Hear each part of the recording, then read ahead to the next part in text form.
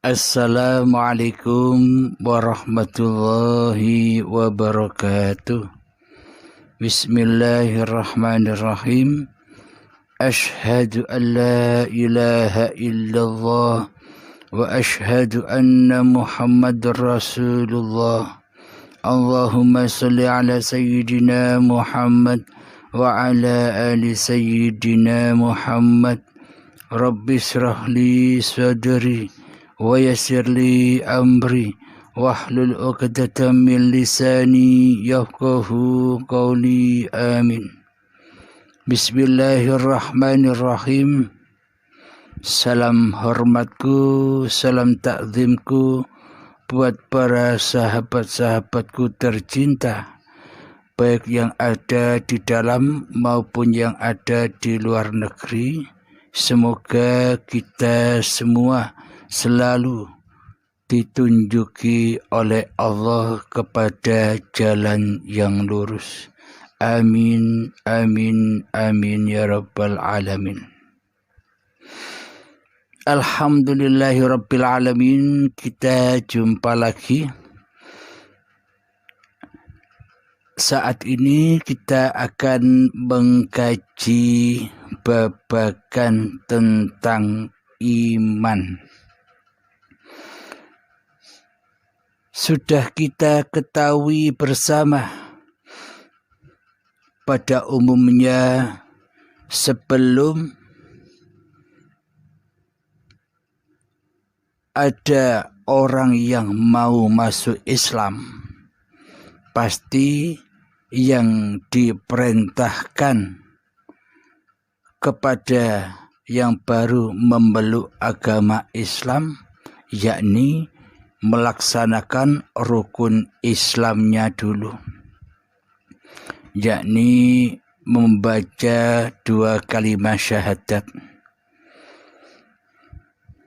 Yang pertama syahadat, yang kedua sholat, yang ketiga zakat, yang keempat puasa, dan yang kelima adalah ibadah haji. Itu bagi orang-orang yang baru masuk Islam, orang-orang yang mu'allaf menurut syariatnya.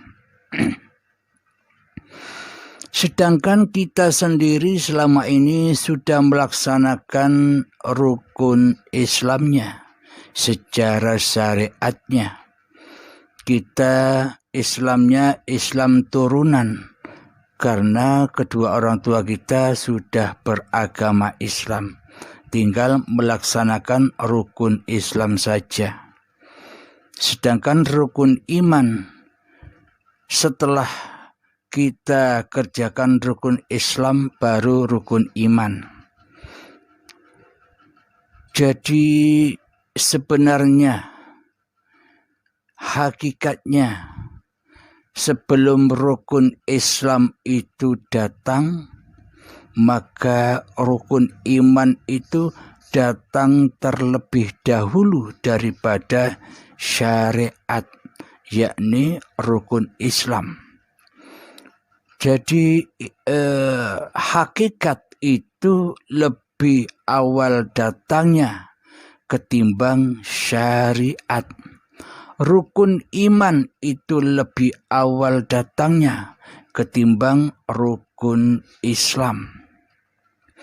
Berhubung kita selama ini sudah ada di lingkungan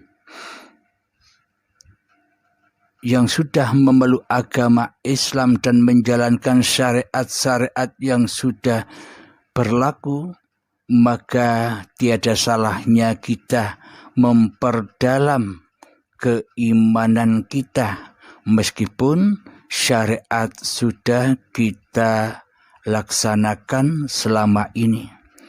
Jadi perbarui lagi keislaman kita dengan memperdalam iman kepada Allah.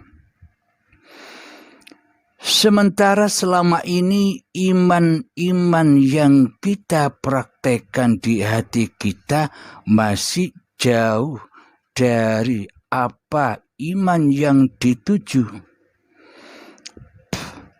karena kita selama ini masih iman-imanan, belum iman sungguh-sungguhan.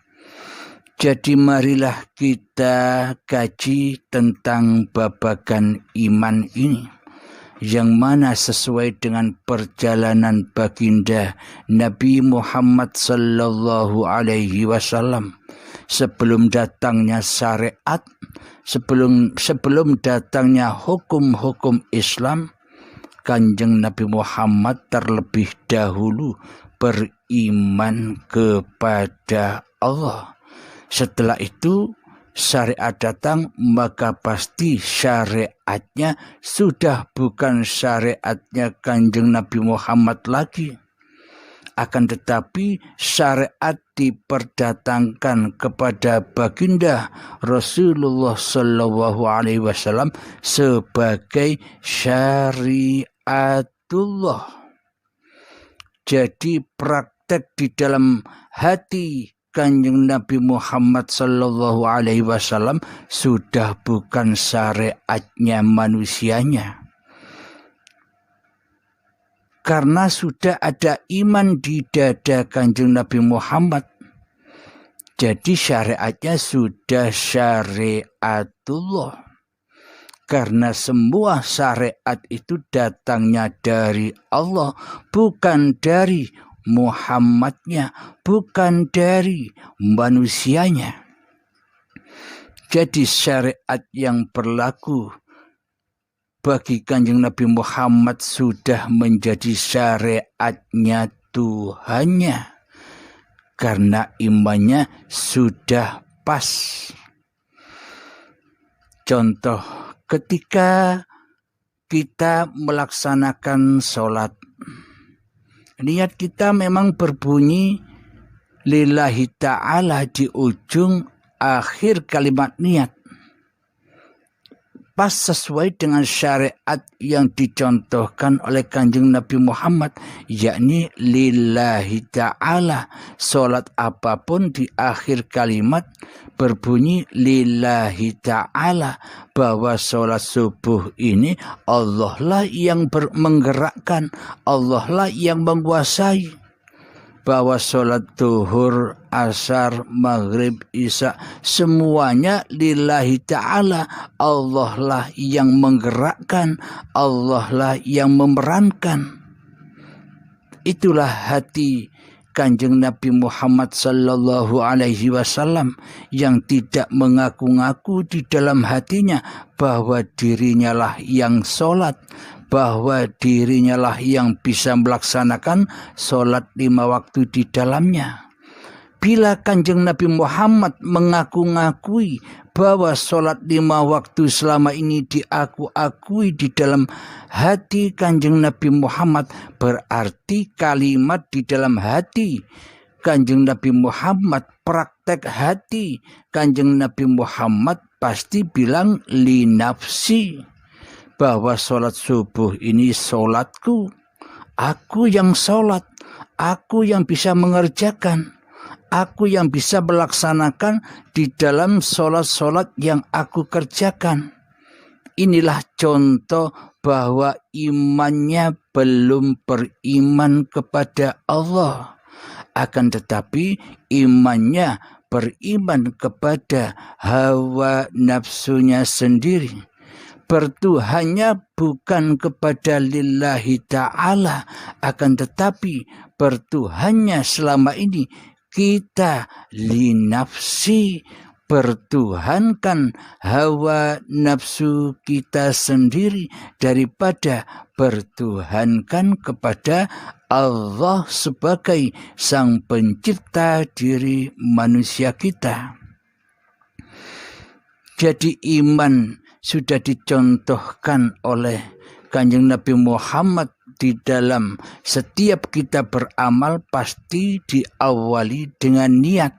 Supaya apa? Supaya seluruh ibadah-ibadah kita sampai kepada tujuan persembahan kita, pengabdian kita, yakni kepada Allah. Dengan ungkapan kata di dalam akhir niat, lillahi ta'ala. Jadi bukan kuasa dan syariatnya manusia lagi, akan tetapi bagaimana caranya agar seluruh syariat-syariat yang kita kerjakan sampai kepada Allah, sampai kepada lillah, dengan cara memperbaiki iman kita. Jaddidu imanakum bila ilaha illallah. Jadi ketika di dalam hati kita masih ada Tuhan selain Allah, yakni hawa nafsu kita, itu belum dikatakan iman kepada Allah. Bila di dalam hati kita merasa bahwa diri kitalah yang wujud, diri kitalah yang hidup, diri kitalah yang berkuasa, diri kitalah yang bisa beraktivitas, itu namanya belum iman kepada Allah. Belum mentuhankan Allah atas diri kita.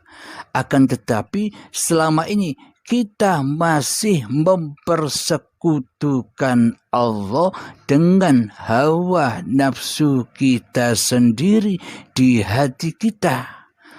Seolah-olah kitalah yang bisa mengerjakannya.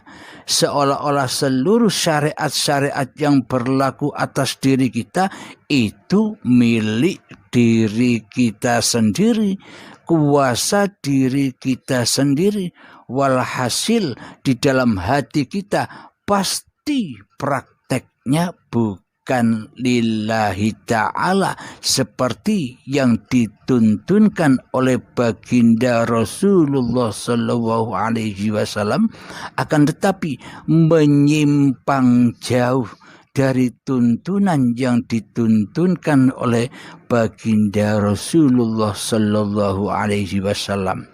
Diutus nyembah Allah, diutus mengabdi kepada Allah, diutus mempertuhankan Allah saja, akan tetapi praktek hati kita selama ini selalu mensekutukan Allah dengan diri kita sendiri.